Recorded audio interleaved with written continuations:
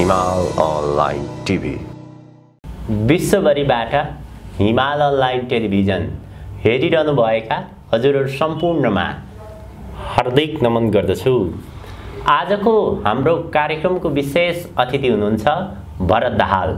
उहाँ राजनीतिक चिन्तक, राजनीतिक विश्लेषक, तृणमूल नेपाल पार्टीको अध्यक्ष हुनुहुन्छ, एक दार्शनिक पनि हुनुहुन्छ। नेपाल र विश्व भू राजनीतिको विषयमा उहाँले अत्यन्त सूक्ष्म र गहिरो ज्ञान राख्नुहुन्छ। नेपालको 2007 साल यताको समस्या अझ अगाडि जाने हो भने सुगौली सन्धिदेखिको समस्या, यसको दीर्घकालीन समाधान के हुन सक्ला भनेर प्रष्ट खाका विचारसहित सञ्चार माध्यममा आफ्नो विचार प्रस्तुत गरिरहनु भएको छ। अबको वैकल्पिक राजनीतिको एउटा सबैभन्दा बलियो र भरपर्दो पात्रको रूपमा पनि उहाँलाई हेरिएको छ। आज म उहाँसँग विशेष गरी नेपालको पछिल्लो विकसित राजनीतिक घटनाक्रम, यसको सङ्केत र गन्तव्य लगायतको विषयमा विशेष कुराकानी गर्दैछु। दाजु, स्वागत छ हजुरलाई। हजुर, धन्यवाद। नेपालको राष्ट्रिय राजनीतिभित्र अहिले नयाँ प्रकारका घटनाक्रमहरू विकास हुँदै गएको देखिन्छ।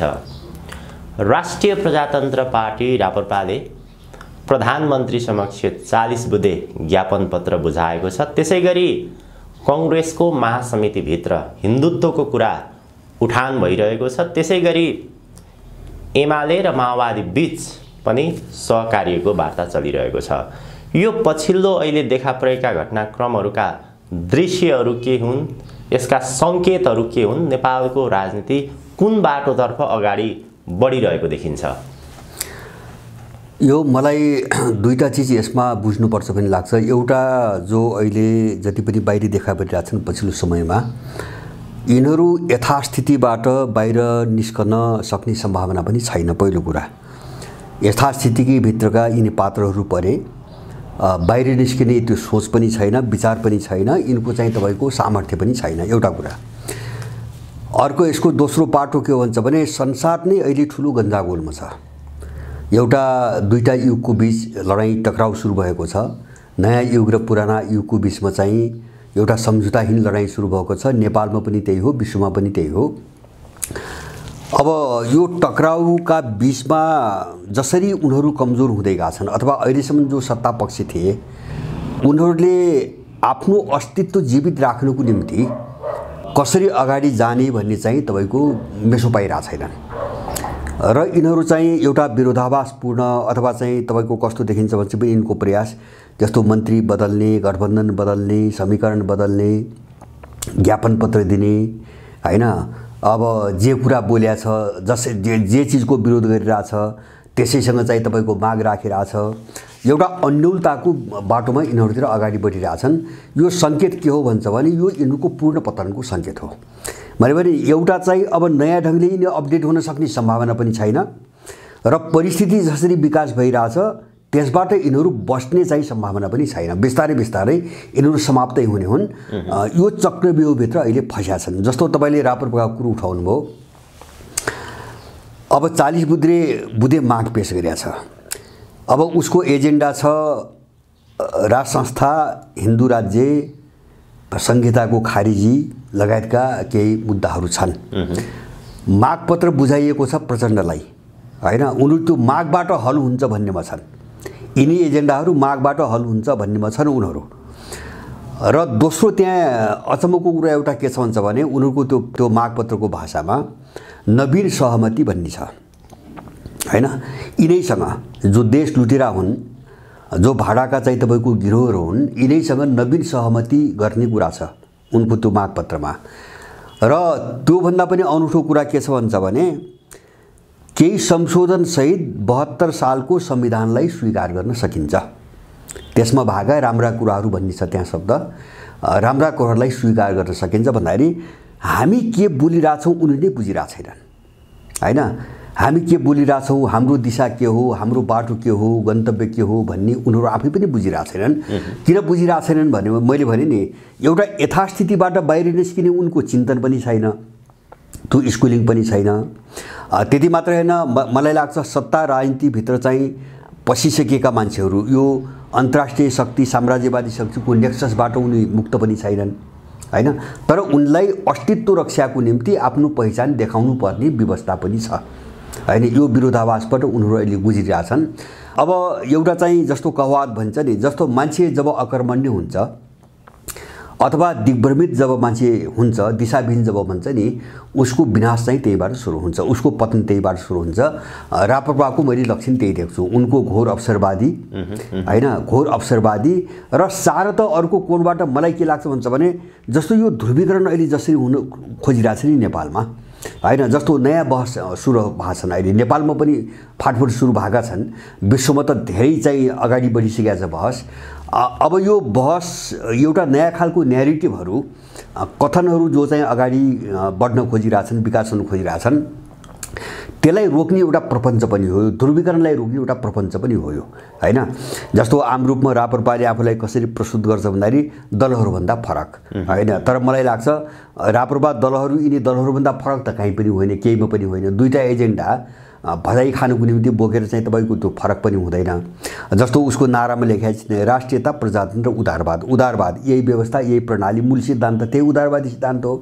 त्यो बोक्ने मान्छेले अब यो व्यवस्था परिवर्तन अथवा यसमा सुधार गर्ने भन्ने कुरा नै हास्यास्पद कुरा हो। पहिलो कुरो त उसले जे बोकेको छ त्यो नै काङ्ग्रेस एमाले माओवादीले जे बोकेका छन् सारा कुरो त्यही हो। त्यसमाथि पनि जस्तो अहिले जो ध्रुवीकरण मैले भने नि, ध्रुवीकरण जसरी व्यवस्था विरुद्ध मात्रै होइन, व्यवस्था भनेको यो चाहिँ तपाईँको समिति व्यवस्था मात्रै होइन कि एउटा यससँग जोडिएको जो आख्यान छ, जो कथन छ, जो न्यारेटिभ छ, जसलाई यिनले प्रजातन्त्र भनिरहेछन्, यसको विरुद्धमै चाहिँ तपाईँको एउटा ध्रुवीकरणको सम्भावना जब बढ्दैछ नि, अनि त्यो मान्छेलाई दिग्भ्रमित पार्नको निम्ति त्यो विदेशीले यस्ता मान्छेहरू बाहिर ल्याउँछ। अब यही खेलको एउटा हिस्सा हो, म त्योभन्दा बढी केही बुझ्दिनँ हैन।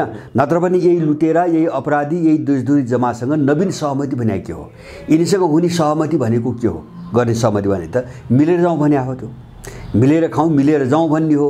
खालि उसले चाहिँ हामी फरक हौँ भन्ने देखाउनुको निम्ति के एजेन्डा राखेको छ। यो चाहिँ दलाल वृत्तमा जो बढ्दो सङ्कट छ त्यसको परिचायक मात्रै हो, त्योभन्दा धेरै अर्थ यसमा छ भन्ने चाहिँ मलाई लाग्दैन।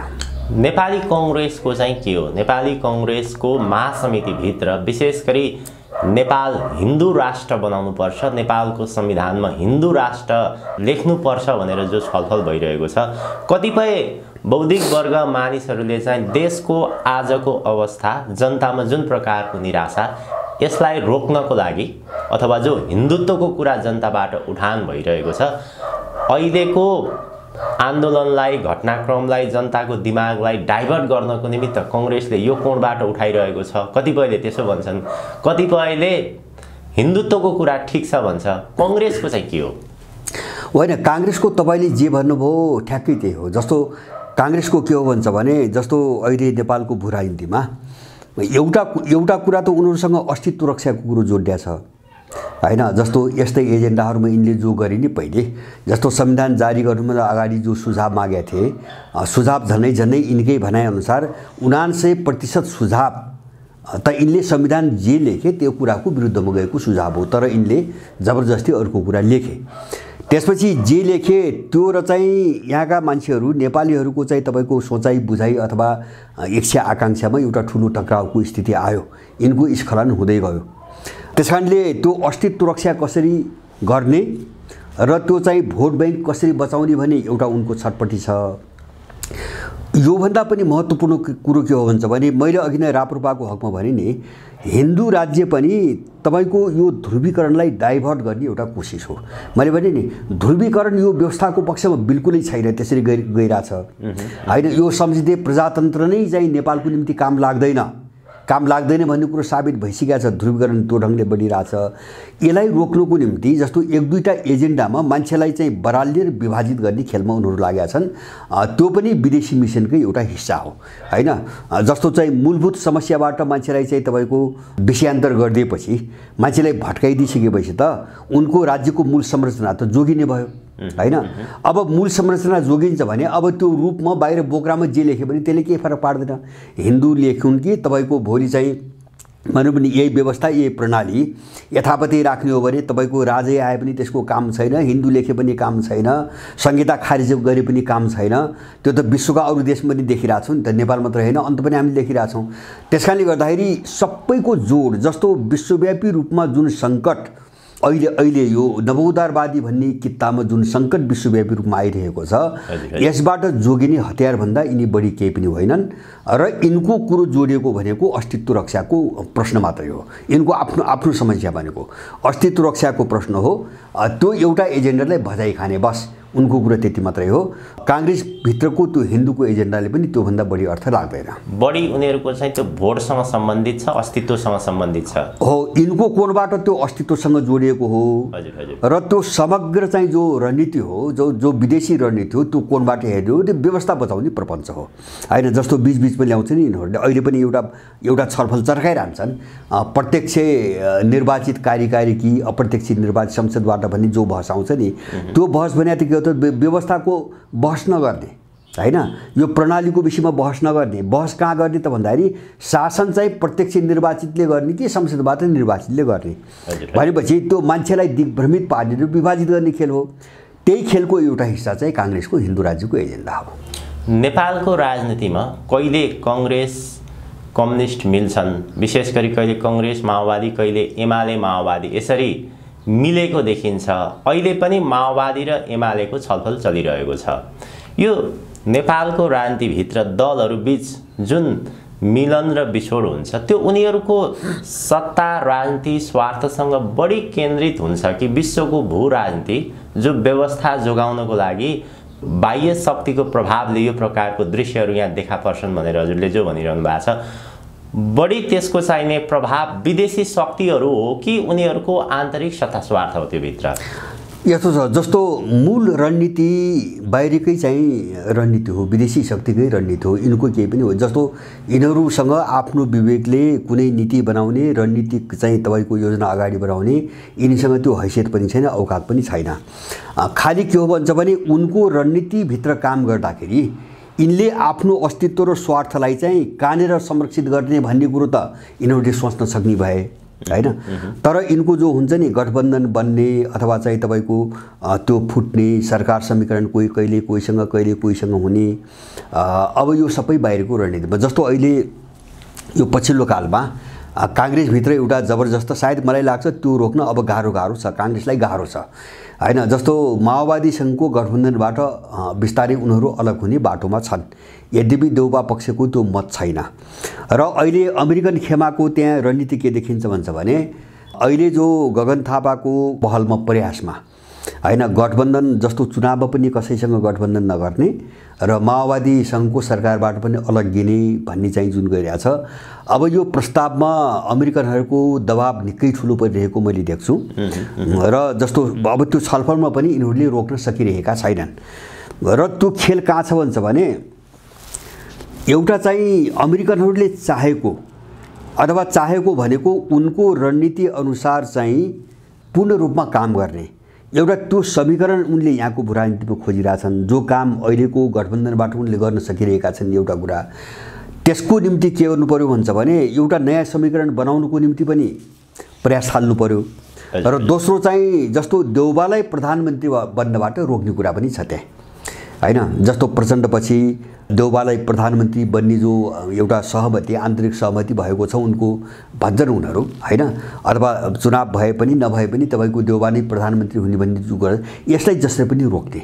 अब काङ्ग्रेसभित्र देउबाको परम्परालाई चाहिँ तपाईँको ब्रेक गर्ने, देउबाको परम्परा ब्रेक गरिसकेपछि अब त्यो गगनको ठाउँलाई अरूले रोक्न सक्ने स्थिति छैन भन्ने यिनको आकलन होला होइन। यो ठाउँको आइरहेछ एउटा, अहिले यो ठाउँको आइरहेछ।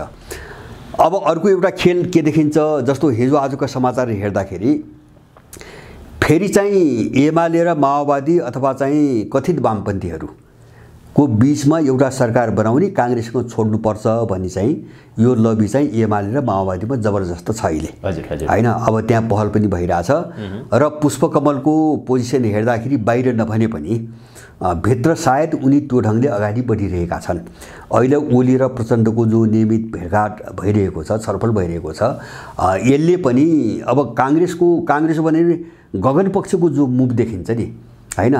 त्यो मुभले के देखाउँछ भन्छ भने अब भोलि एमालेसँग पनि त्यो गठबन्धन बन्दैन हैन, किन त्यो गगनको ग्याङलाई नै अगाडि बढाइरहेछ अमेरिकनहरूले। अब एमाले पनि मौका पाउने होइन, त्यो एमाले पनि बुझ्या होला। अब पुष्पकमलको सरकार त जाने नै हो, त्यो उनले नबुझ्ने कुरो भएन। त्यसकारणले यिनीहरू त्यसलाई रोक्नुको निम्ति अर्को खेलतिर लागिरहेको देखिन्छ। यसमा अर्को चाहिँ इन्ट्रेस्टेड शक्तिले काम गरेको हुनसक्छ हैन, अर्को बाहिरी शक्तिले काम गरेको हुनसक्छ। यो जो प्रक्रिया अगाडि बढिरहेछ नि, यसले के देखाउँछ भन्छ भने जस्तो प्रचण्डको अभिव्यक्ति यो पछिल्लो कालमा मैले सुन्दैछु, लोकतन्त्र खतरामा छ, लोकतन्त्र खतरामा छ, उनले धेरै पटक बोले। उनको संविधान सभाबाट संविधान बनिसकेपछि पनि लोकतन्त्र सुरक्षित भएन। यसले पनि उनीहरूभित्रको सङ्कट के हो, कुन मात्रामा छ, कति अस्थिर भएर गइरहेछन् भन्ने कुरा देखाउँछ। यो एक खालको सकस छ, जस्तो विश्वको भूराजनीति हामीले देख्छौँ नि, त्यस्तै एक खालको सकस, त्यसको छायाको रूपमा एक खालको सकस अब त्यो शक्तिका दलालहरूको बिचमा छ। यसले निकट भविष्यमै जो हामीले समीकरण बाहिर जो समीकरण देख्छौँ, त्यो समीकरणमा ठुलो चाहिँ तपाईँको उतार चढाव आउने सम्भावना चाहिँ देखिन्छ। अहिले माओवादी र कङ्ग्रेसको समस्या कहाँनिर देखियो? जस्तै यसभन्दा अगाडि हामीले हेर्ने भने कङ्ग्रेस र माओवादीसँगै गठबन्धन गरेर चुनाव लडे, सरकार पनि बनाए। अहिले कङ्ग्रेसको महासमितिभित्र, कङ्ग्रेसभित्र विशेष गरी हिन्दुत्वको कुरा त छँदैछ, त्यो सँगसँगै हामीले माओवादीसँग चुनावी गठबन्धन गरेर माओवादीसँग सरकार बनाएर कङ्ग्रेस पतनको बाटोमा गयो। कङ्ग्रेसभित्र त्यो प्रकारको एउटा समीक्षा भइरहेको देखिन्छ। त्यो समीक्षा गर्ने ठाउँमा कङ्ग्रेस कसरी पुग्यो? त्यही शक्तिले काम गरेछ कि साँच्चै उनीहरू माओवादीसँग मिल्दा कङ्ग्रेस पतन हुने भयो भन्ने उनीहरूलाई त्यो बोध भयो? होइन, उनीहरूको समीक्षा केही पनि होइन। जस्तो माओवादीसँग मिलेर काङ्ग्रेस पतन भएको पनि होइन, काङ्ग्रेस सधैँभरि पतितै पार्टी हो हैन, त्यो कहिले राम्रो थियो भन्न सक्ने स्थिति पनि छैन। जस्तो सङ्ख्याको हिसाबले पनि त माओवादीसँग मिलेर त काङ्ग्रेसले त फाइदै उठायो नि हैन। जस्तो के अरे मत सङ्ख्या अलिकति घटेको भन्छन् उनीहरू, तर सङ्ख्या जो जिते त्यो सङ्ख्याको हिसाबले त तपाईँको उसले त फाइदै उठाएको हो, उसलाई घाटा त भएको छैन। तर अहिले समीक्षामा एउटा बहानाको रूपमा एउटा कुरो के आइरहेछ भन्छ भने हाम्रो मत सङ्ख्या घट्यो, नम्बर एक हाम्रो मत सङ्ख्या घट्यो। दोस्रो कुरा चाहिँ पुष्पकमलले आफू खुसी सरकार चलाए हैन, काङ्ग्रेसको कुरा सुनवाई भएन, आदि इत्यादि कुराहरू उनले ल्याइरहेछन्। अब तर यसका पछाडिको चाहिँ मूल चिज के हो भन्छ भने, मूल कारण के हो भन्छ भने उनीहरूले अर्को खालको समीकरण बनाउनु खोजिरहेछन्, त्यो अन्तर्राष्ट्रिय शक्तिको चाहिँ तपाईँको निर्देशनमा हैन। जस्तो अहिले यतिखेर अर्को एउटा घटनालाई पनि जोड्नुपर्छ भन्छु मैले त धेरै पहिलेदेखि भने हो। जस्तो रवि लामिछानेको लगभग बिदाई अन्तिम चाहिँ चरणबाट गुज्रिँदैछ हैन। उनी त्यो घन्टी पार्टीबाट चाहिँ अब एउटा छुट्टी दिन्छन्, उनलाई छुट्टी दिइन्छ। त्यो सबैले काहीँ दण्डित भयो भने कुरो खत्तम भयो।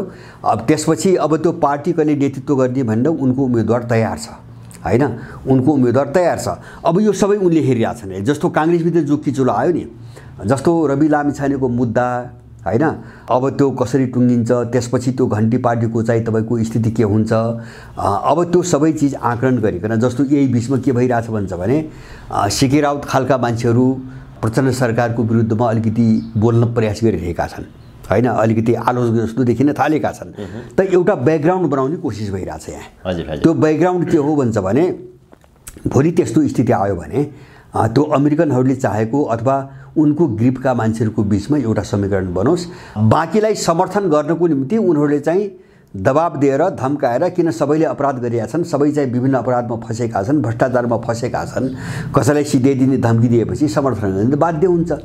त यसरी एउटा चाहिँ ध्रुवीकरण अथवा एउटा गठबन्धन खालको एउटा तस्बिर अहिलेदेखि बनाउन सक्ने हो केही समयपछि भने यो बेग्लै खालको समीकरणमा एउटा सरकार बन्न सक्ने सम्भावना पनि देख्छु मैले। त्यो सम्भावना देख्छु मैले के कारणले देख्छु त भन्छ भने जस्तो यिनीहरू सबै अपराधमा मुछेका छन्। जस्तो भुटानी काण्डदेखि लिएर अब यो टिकापुर जग्गा काण्डमा पनि तपाईँको त्यो आर्जुको नाम आइरहेछ, ललिता निवासमा सबै फँसेका छन्, सुनमा फँसेका छन्, सारामा फँसेका छन्।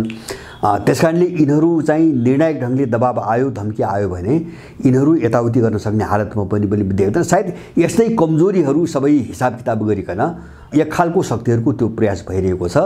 यो चाहिँ यिनको आन्तरिक परिघटना हो। काङ्ग्रेसलाई नोक्सानी भएर यो समीक्षा सुरु भएको यो सब झुट कुरा हो, किन काङ्ग्रेसलाई केही नोक्सानी भएकै छैन। बाहिर सत्ता राजनीतिको कोणबाट हेर्ने उही खाने लुट्ने सरकार बनाउने कोणबाट हेर्ने हो भने त काङ्ग्रेस सरकारीमा छ। मलाई लाग्छ काङ्ग्रेसले जति मन्त्री मागे हो त्यो सब पाएकै छ, अथवा त्यसमा थप एक दुई त्यही माग्यो भने उसले नपाउने कुरा पनि केही छैन। तर उनीहरूलाई त्यहाँबाट कसरी निकाल्ने भनेर जो खेल अर्को शक्तिले गरिरहेछ त्यसको असर काङ्ग्रेसमा समीक्षाको कुरो त्यहाँबाट आइरहेछ र ठ्याक्कै समीक्षाको कुरो अहिले एमाले माओवादीभित्र पनि यही ढङ्गले समीक्षाको कुरो आइरहेछ। कारण सबै बाहिर देख्छु मैले। अबको समीकरण कस्तो बन्छ म त्यो सन्दर्भमा आउँछु। रवि लामिछानेको प्रसङ्ग हजुरले जो उठान गर्नुभयो, अब रवि लामिछानेको कुराकानी गर्ने हो भने पार्टी घोषणा गरेको पहिलो निर्वाचनमै जसरी उसले 20 सिट हासिल गर्यो त्यसको प्रमुख कारण भनेको रवि लामिछानेको लोकप्रियता।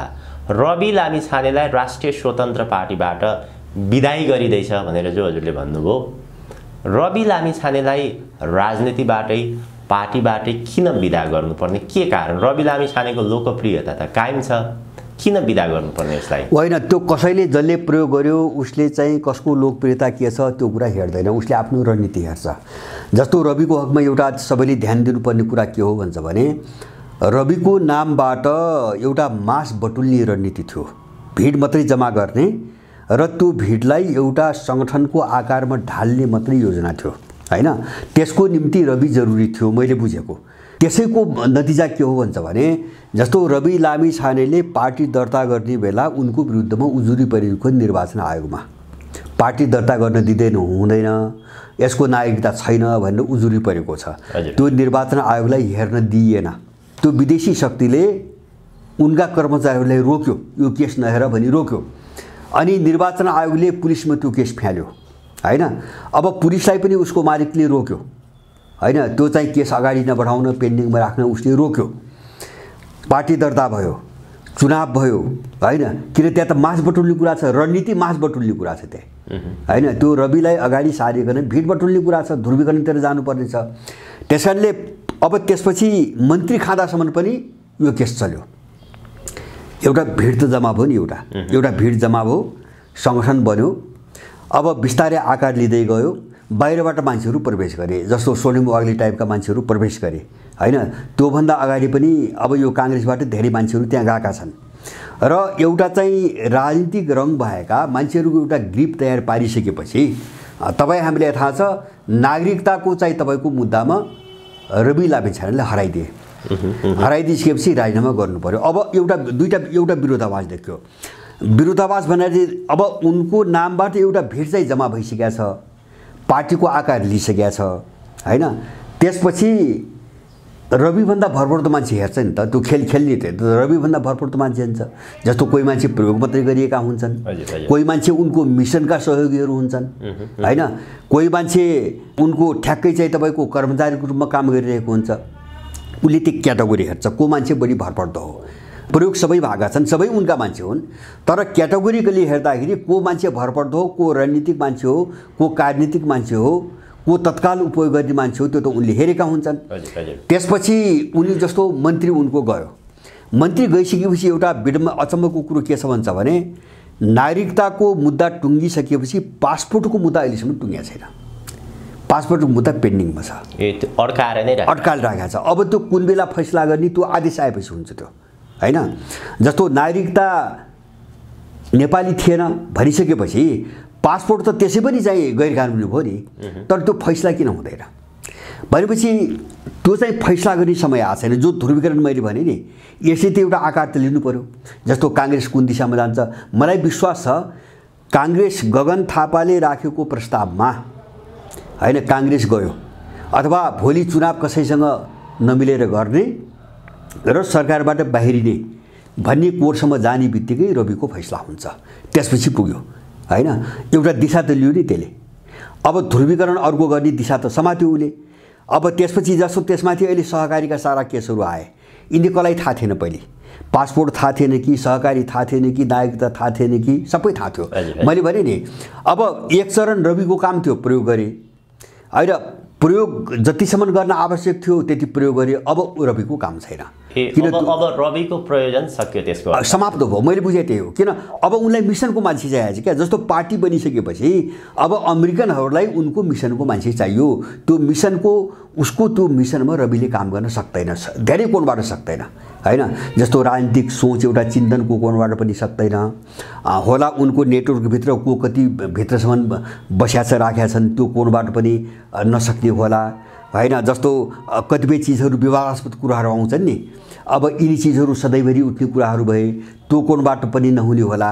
त्यसकारणले अनि चाहिँ यो विवाद आइसकेपछि जस्तो नागरिकता पासपोर्ट सारा भइसकेपछि तपाईँले देख्नुभयो नि त, त्यो चाहिँ जस्तो ठाउँ खाली हुँदैछ, खाली ठाउँ कसले पूर्ति गर्ने भन्ने चाहिँ तपाईँको योजना अन्तर्गत सभापति कसलाई बनायो, सभापति त बनायो नि त। भोलि रविलाई दण्डित गरिसकेपछि, किनारा लगाइसकेपछि त्यो सभापति पदमा त्यहाँ झगडा नहोस्, अर्काले दाबी नगरोस् भनेर त्यो बाटो पनि उनले बन्द गरिसकेका छन्। सभापति त बनाइसके, भने त्यो ठाउँ खाली भयो भने त अब सभापति हुन् त सभापति हो, अर्को मान्छे त दाबी गर्न सक्दैन। पूर्ति गरिसके।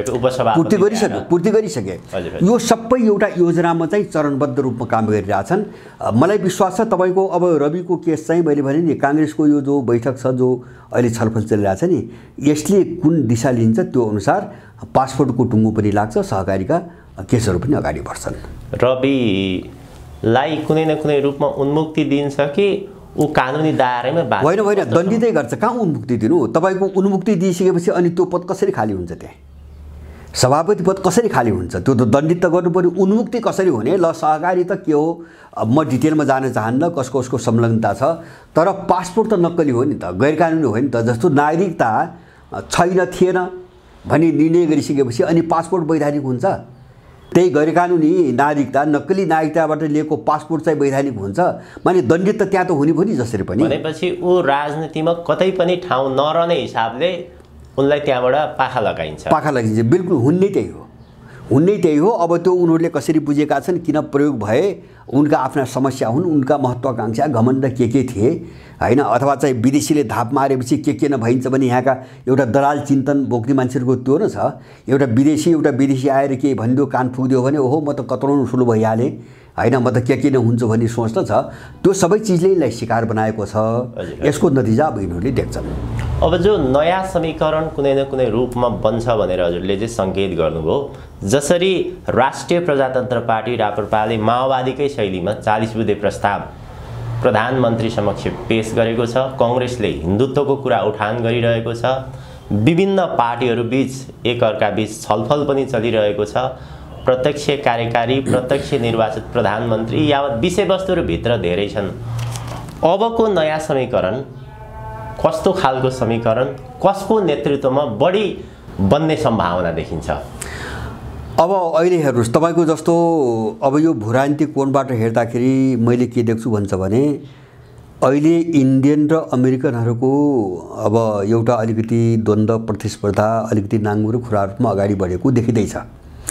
र यो इन्डियनहरू पुष्पकमल दाहाललाई सकेसम्म अहिले नै विस्थापित गर्न चाहन्नन् हैन। जस्तो विकल्प भयो भने त गर्छन्, किन पुष्पकमल नितान्त इन्डियनहरूले प्रयोग गरेको मान्छे मात्रै हो। जस्तो चाहिँ अब काङ्ग्रेसभित्रबाट एउटा प्रयास छ नि, जस्तो शेखरलाई उठाउनु खोजिरहेछन् उनीहरू, र अहिले पनि काङ्ग्रेसभित्र त्यो आज आइरहेछ। सभापति चाहिँ शेखरै बन्नुपर्छ भन्ने कुरा पनि केही मान्छेले बोलिरहेछन् हैन।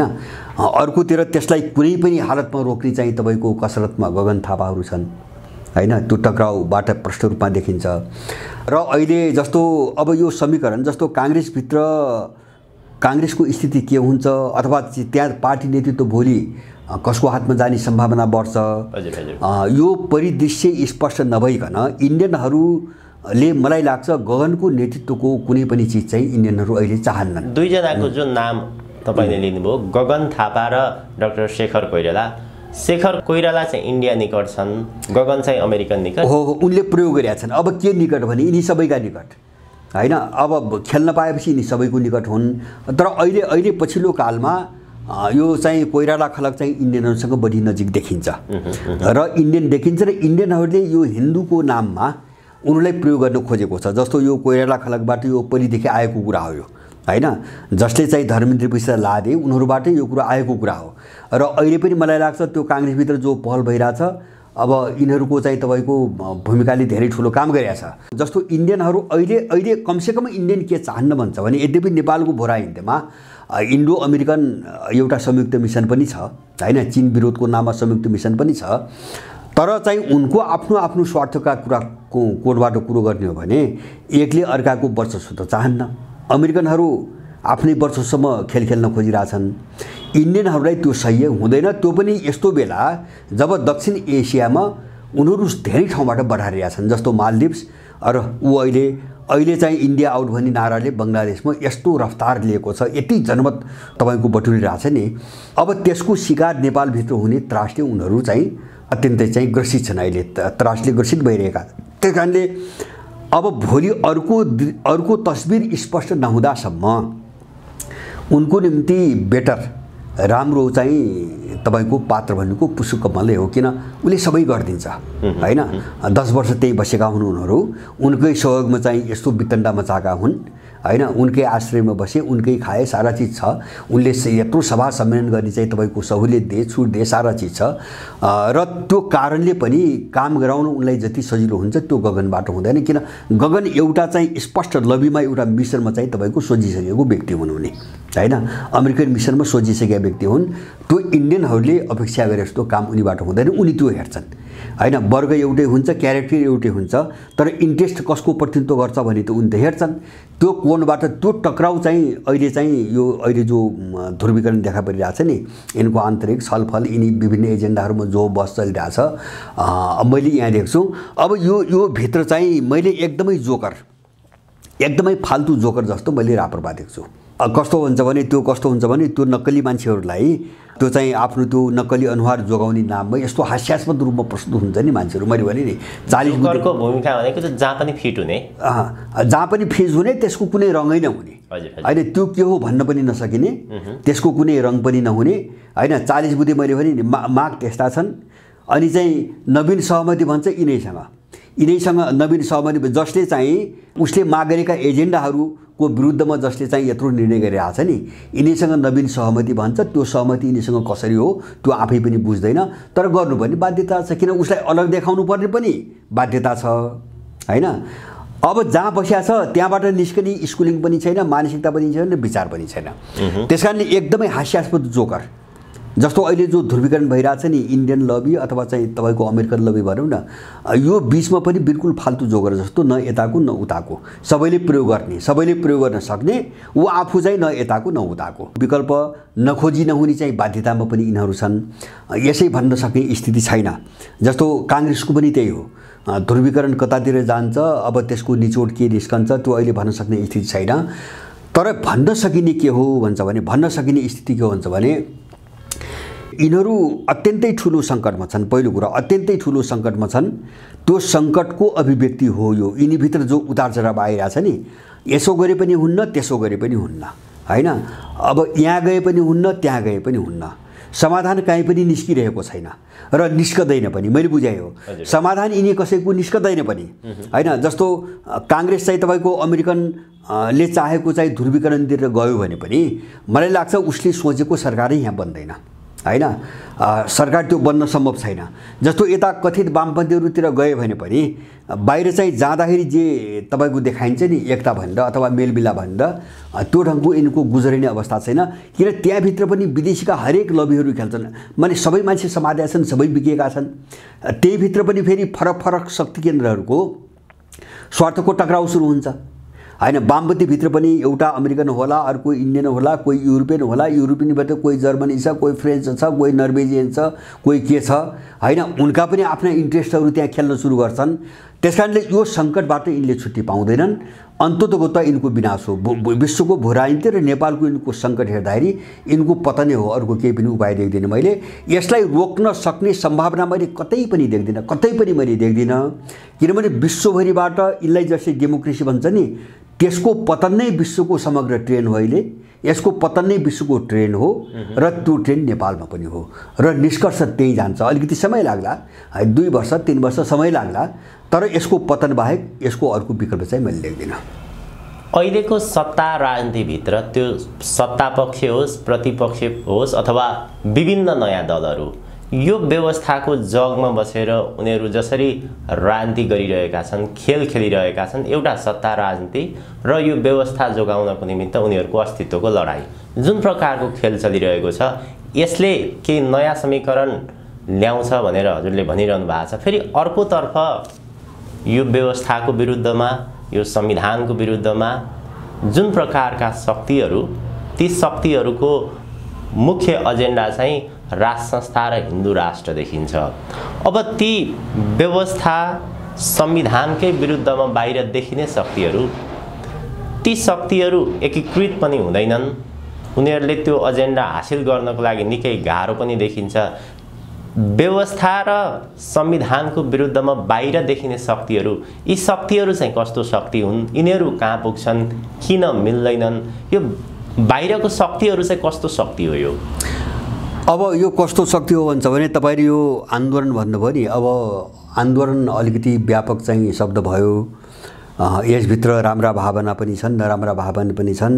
मान्छेले परिवर्तन चाहेको छ, त्यो हिसाबले आन्दोलन भन्नेहरू पनि छन् हैन। यसलाई चाहिँ अब विभिन्न श्रेणीमा वर्गीकरण गर्न सकिन्छ।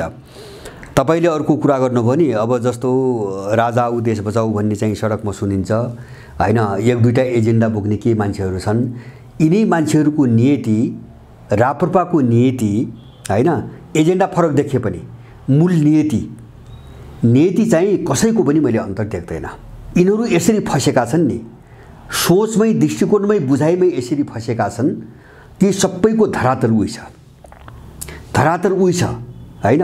यो त कस्तो छ भन्छ भने उही कालो गाई कि सेतो गाई भने जस्तो छ हैन, अथवा कालो कुकुर कि तपाईको पाटे कुकुर भने जस्तो छ। माने जसरी वर्ग एउटै हुन्छ नि, जस्तो कुकुर वर्ग एउटै हो, त्यसमा पाटे हो कि कालो हो कि रातो हो कि त्यसले त कुनै अर्थ त लाग्दैन। उसको आधारभूत चरित्र गुण एउटै हो। त्यसकारणले त्यो मानेमा यिनी कोही पनि भिन्न छैनन्। मैले भिन्न देख्दिनँ। यिनको गन्तव्य मैले कहीँ पनि देख्दिनँ। सबै एउटा चाहिँ चक्रव्यूहमा फसेका छन्।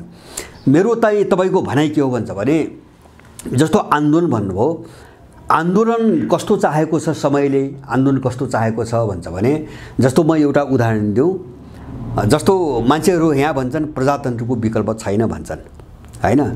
यो एउटा भाष्य हो, प्रजातन्त्र भन्ने एउटा भाष्य हो। मलाई लाग्छ, मेरो विश्वास छ, मैले पढेको इतिहासले मलाई के भन्छ भने, जो शासन प्रणालीमा प्रजा भन्ने शब्द जोडिएको छ अथवा त्यो जनता शब्द जोडिएको छ, त्यो प्रजाले संसारको इतिहासमा कहिले पनि शासन गरेको छैन। अहिले पनि दुनियाँमा कहीँ त्यो प्रजाको शासन छैन र भोलि पनि हुने छैन हैन। त्यो प्रजातन्त्र भन्ने शब्द जसले प्रयोग गर्छ नि, त्यो ठगीको धन्दा हो हैन। त्यो प्रजाको नाममा ठगहरूको धन्दा हो त्यो हैन।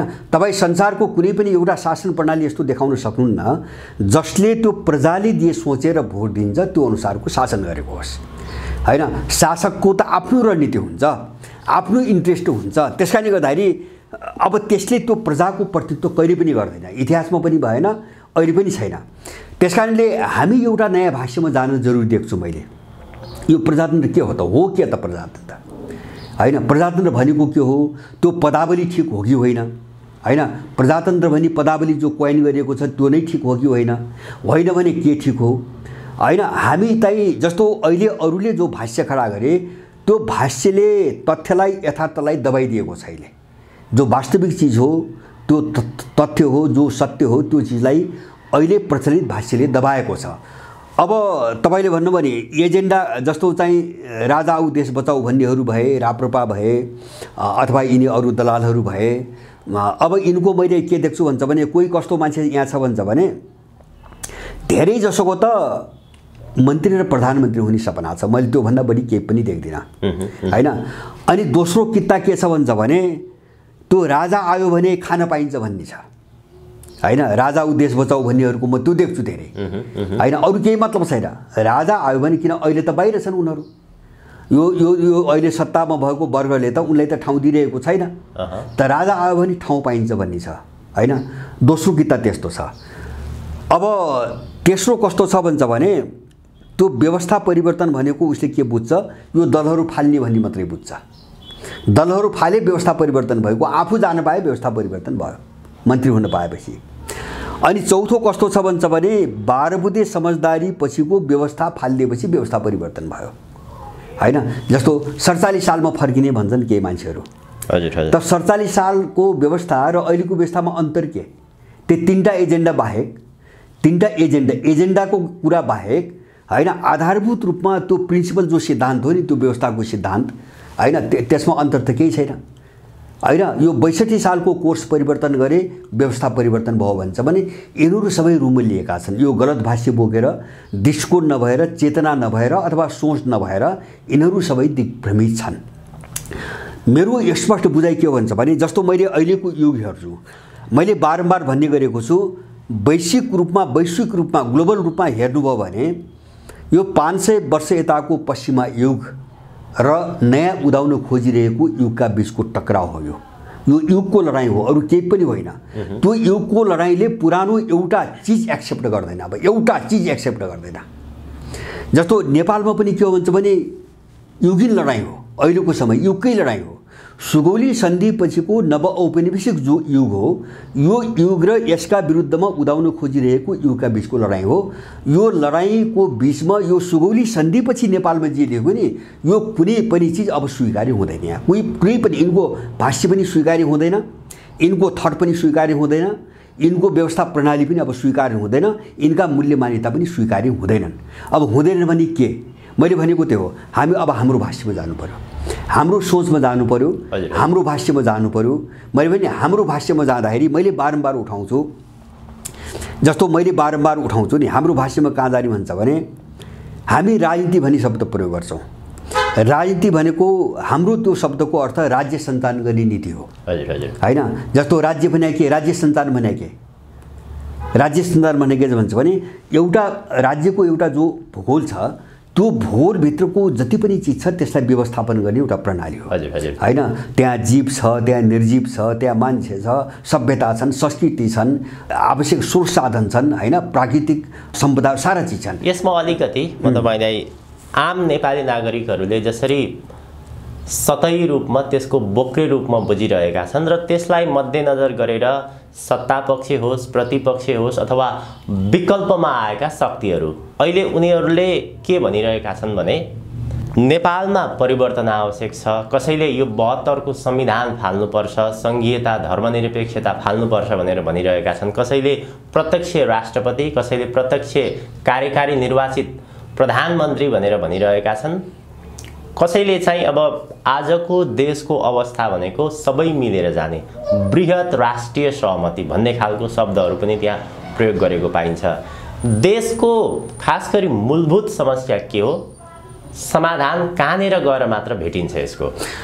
अब यो तपाईले जति पनि भन्नुभयो नि, जस्तो मिलेर जाने, आम सहमति खोज्ने हैन, अथवा चाहिँ तपाईँ यिनी सबै पावर सेयरिङका कुराहरू हुन् हैन। शक्तिमा चाहिँ हाम्रो पनि हिस्सेदारी हुनु पर्यो भन्ने कुरा भन्दा बढी केही पनि मैले देख्दिनँ। होला यसको चिज चाहिँ तात्कालिक रूपमा एउटा चाहिँ अवधिको निम्ति यसको पनि महत्त्व होला, मैले त्यसलाई इन्कार गर्न खोजे होइन। तर देशको जो मूल समस्या छ अथवा देश जुन धरातलमा उभिएको छ त्यसमा यसले कुनै पनि परिवर्तन गर्दैन, अथवा देश जहाँ छ यसबाट चाहिँ तपाईँको देश चाहिँ तपाईँको पार लाग्दैन। त्यो पावर सेयरिङको कुरा मात्रै हो। मैले देखेको, मैले भने नि समाधान, जस्तो अब तिनी एजेन्डामा कार्यक्रममा धेरै लामो हुन्छ, कुनै बेला हामी छलफल गरौँला। मैले भन्न सोचेको, मैले यो लडाइँ के हो, मैले अघि नै एउटा कुरा भने नि, यो दुईटा युगका बीचको टक्राउ हो। दुईटा युगका बीचको जब टक्राउ हो भने हामीले कहाँबाट सोध्नु पर्यो भन्छ भने हाम्रो आफ्नो विचार पाठशाला, हाम्रो स्कुल अफ थट के हो भन्नेबाट हामी जानुपर्छ हैन। जस्तो देशलाई हामीले कसरी बुझेका छौँ, जस्तो यिनी जति पनि विचार र व्यवस्था प्रणाली अभ्यासमा आए नि हैन, यिनी हाम्रो देशमा हाम्रो देश हेरिकन विकास भाव हुन् कि होइनन्, पहिले हामी त्यहाँ जानु पर्यो। चाहे हामीले अहिले बोकेको दर्शनको कुरा गरौँ, चाहे विचारको, चाहे व्यवस्थाको, चाहे मूल्य मान्यताको, यिनी हामीभन्दा धेरै टाढा हैन अरू कुनै समाजमा त्यहाँका मान्छेहरूले हैन आफ्नो वरिपरि देखेका समस्याहरूलाई संश्लेषण गरिकन विकास गरेका चिजहरू हुन् जो हामीलाई अब काम लाग्दैनन्, कहीँ पनि काम लाग्दैन। त्यसकारणले हाम्रो प्रत्यक्ष कि अप्रत्यक्ष हैन अथवा दुईटा एजेन्डा, हाम्रो समस्या त्यो होइन। हामीले जग्गै चाहिँ उल्टाउने कुरो हो। जस्तो विशेष गरिकन अहिले म तपाईहरुलाई एउटा चाहिँ यत्रो बहस भइरहेछ विश्वभरि, जस्तो रसियनहरुको बहस, अहिले रसियनहरु के भन्छन् भने फोर्थ पोलिटिकल थ्योरी भन्ने आछन् हैन। चौथो चाहिँ तपाईको राजनीतिक एउटा सिद्धान्तको रूपमा उनले डेभलप गरिरहेछन्। उनको भनाइ के छ भन्छ भने उनको कति गहिरो छ उनको भने उनको कोणबाट है। जस्तो विश्वमा 3टा थ्योरी प्रयोगमा आए। एउटा लिबरल पुँजीवादी उदार पुँजीवादी थ्योरी प्रयोगमा आयो, एउटा मार्क्सवादी थ्योरी प्रयोगमा आयो, एउटा फासीवादी थ्योरी प्रयोगमा आयो। त यिनीले के गरे भन्छ भने कसैले पावरको प्रतिनिधित्व गरे, कसैले वर्गको प्रतिनिधित्व गरे, कसैले धर्मको प्रतिनिधित्व गरे, कसैले अर्थतन्त्र गरे आदि इत्यादि। तर अस्तित्व, त्यो देशको अस्तित्व, एक्जिस्टेन्स भन्छन् उनीहरू, त्यो देशको अस्तित्व, त्यो देशको स्वत्वको प्रतिनिधित्व कसैले गरेनन्। हाम्रो लडाइँ त्यहाँ हो। अहिले रसेनको भनाइ त्यहाँ छ। हाम्रो लडाइँ अस्तित्वको लडाइँ हो। त्यो भनेको रुसी सभ्यता, रुसी संस्कृति, रुसी मान्यता, जसलाई उनले स्लाव सभ्यता भन्छ नि, हाम्रो लडाइँ त्यसको रक्षा हो। उनीहरू त्यसरी आइरहेछन्। हाम्रो लडाइँ त्यो हो। हामी आफ्नो कोणबाट लडौँला हैन। हाम्रो अस्तित्वको लडाइँ के हो? हाम्रो अस्तित्व भनेको हाम्रो आफ्नो पहिचानको लडाइँ कहाँ छ? त्यो पनि के हुन्छ भने किन देश भने त के हुन्छ भने देश त एउटा सभ्यता र संस्कृतिको एउटा मूर्तिकरण न हो, एउटा भूगोलको मूर्तिकरण मात्रै हो। त्यसैले त्यो सभ्यता, परम्परा र संस्कृतिबाट बाहिर गएर तपाईँ कुनै पनि थरको परिकल्पना गर्न सक्नुहुन्न। हामी त्यहीबाट थालनी गर्नुपर्छ। त्यो लडाइँ नटुङ्ग्याइकन नेपाल यो सङ्कटबाट चाहिँ बाहिर आउन सक्दैन। मैले कुनै पनि सम्भावना देख्दिनँ। भनेपछि हाम्रो मूलभूत लडाइँ भनेको सभ्यतासँग, संस्कृतिसँग, पहिचानसँग जोडिएर हुनुपर्छ। बिल्कुल बिल्कुल। हामी को हौँ? हाम्रो देशको जस्तो यहाँका सभ्यताहरू, यहाँका संस्कृतिहरू, यहाँको समाज, यहाँका सामाजिक सम्बन्ध, हाम्रा परम्परा, हाम्रा मूल्य मान्यता, यो सबैका आधारमा हामी कुन कोर्समा जाने र त्यो नयाँ खालको चाहिँ विचार डेभलप कसरी गर्ने, हाम्रो समस्या त्यहाँ छ होला। कतिपय मान्छेहरू चाहिँ यो लोभी पापी हैन, तपाईँको राजनीति भनेको अहिले चाहिँ मान्य भइहाल्ने, मन्त्री भइहाल्ने मान्छेहरूको निम्ति कसैलाई यो असम्भव लाग्छ, कसैलाई यो चाहिँ पट्यार लाग्दो लाग्छ, कसैलाई चाहिँ वाहियात पनि लाग्ला। तर तिनी मान्छेहरू कसै कुनै पनि गन्तव्यमा पुग्नेवाला छैनन्। विश्वको अहिलेको विकासमान प्रवृत्तिले उनलाई त्यो साथ पनि दिने छैन। उनको पतनै हुने हो। र मैले जे भनिरहेको छु यसलाई हेर्दै जानुला। यसलाई रोक्ने सामर्थ्य ताकत यिनीहरूसँग छ नि। यिनीहरू पतनशील भनिसकेपछि जो कुहेर झरिरहेछ नि, अब त्यसमा हरियाली आउँदैन। जो कुहेर झर्न सुरु गरिरहेछ त्यसमा अब हरियाली फस्टान्न। यिनीहरूको अन्त्य भयो। यसलाई रोक्ने ताकत छैन। हामी धैर्यतापूर्वक जानुपर्छ। मलाई धेरै समय लाग्छ भने मलाई त्यस्तो पनि लाग्दैन। उनीहरू आफै पतन भएर जान्छन् कि त्यसको निमित्त हामीले पनि केही गृह कार्य गर्नुपर्छ कस्तो छ? होइन, यसो हो। उनको पतन त अपरिहार्य छ, किन समाज विकासको नियमले नै उनको पतन चाहिँ पुष्टि गरिसकेका छ। विश्वभरिकै प्रवृत्तिले उनको पतनको रफ्तारलाई देखाइसकेका छ। उनी त पतन हुन्छन्, किन त्यो युगसँग टक्राएपछि उनी पतन हुन्छन्। उदयमान युगसँग र समयले खोजेको जो चिज छ त्यससँग टक्राएपछि उनी पतन त हुने नै भए। तर अब उनी त पतन होलान्, तर समस्या समाधान उनको पतन मात्रै होइन। अनि त्यो पतन भएपछि जो भ्याकुम खडा हुन्छ नि, खालीपन, त्यो पूर्ति गर्ने कसले हो? हाम्रो सचेत प्रयत्न त्यहाँ हो, हुनुपर्ने त्यहाँ हो। त्यो पूर्ति गर्ने कसले त भन्दाखेरि त्यो त तयार हुनु पर्यो। त्यो चाहिँ तपाईँको चिन्तनमा तयार हुनु पर्यो, त्यो विचारमा तयार हुनु पर्यो, त्यो सिस्टम व्यवस्था प्रणाली तयार हुनु पर्यो, अथवा त्यस्तो खालको तपाईँको स्कुलिङ पाठशाला तयार हुनु पर्यो, र त्यस्तो खालको कार्यक्रम र रणनीति सबै तयार हुनु पर्यो। र त्यो उनको पतनले मात्रै यो सङ्कट हल हुँदैन। त्यो एउटा बाटो मात्रै हो, उनको त त्यो हुन्छ नै। अब त्यसपछि अकुपाई गर्ने कसले है? नत्र यो फेरि अराजकतामा जान्छ, देश अर्को अराजकतामा जान्छ। किन त्यो खालीपन भयो भने पूर्ति त हुन्छ नि त। खालीको खाली त रहन पूर्ति त हुन्छ। अनि पूर्ति कसले गर्छ भन्न सकिन्न भोलि। त्यो अर्को खतरातिर पनि सोझिन सक्छ, अराजकतातिर सोझिन सक्छ। यो नहोस् भनेर हामी आफ्नो तयारीमा जाने हो। यिनको पतन हुन्छ भन्ने कुरामा अब कसैले शङ्का गर्दैन गरे हुन्छ।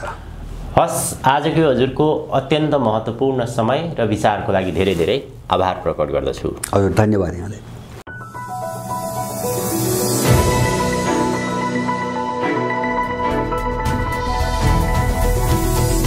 Himal Online TV